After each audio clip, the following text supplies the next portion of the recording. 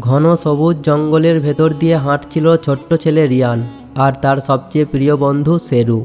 সকালবেলার নরম রোদ গাছের পাতার ফাঁক দিয়ে পড়ছিল আর চারিদিকে পাখির মিষ্টি ডাক শোনা যাচ্ছিল। হঠাৎ শেরু থেমে গেল, সে নাক দিয়ে মাটি শুঁকতে লাগলো। রিয়ান অবাক হয়ে বলল, কি হলো শেরু? শেরু সামনে দৌড়ে গেল, রিয়ানও তার পেছনে দৌড়ালো। একটু দূরে গিয়ে তারা দেখলো একটা ছোট্ট হরিণছানা জালের মধ্যে আটকে আছে। হরিণছানাটা ভয়ে কাঁপছে।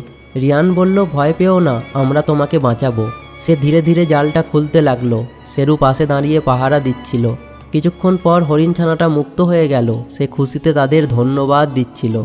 ঠিক তখনই জঙ্গলের ভেতর থেকে একটা বড় হরিণ বেরিয়ে এলো, সম্ভবত হরিণছানাটার মা। সে কয়েক সেকেন্ড রিয়ান আর শেরুর দিকে তাকিয়ে রইল, যেন ধন্যবাদ জানাচ্ছে। রিয়ান শেরুর মাথায় হাত বুলিয়ে বলল, আজ আমরা সত্যি একটা বড় অ্যাডভেঞ্চার জয় করলাম। শেরু আনন্দে ঘেউ ঘেউ করল আর দুজন বন্ধু হাসতে হাসতে জঙ্গলের পথ ধরে বাড়ির দিকে হাঁটতে লাগলো। এরকম গল্প আরও পেতে আমাদের চ্যানেলটি সাবস্ক্রাইব করে দিও।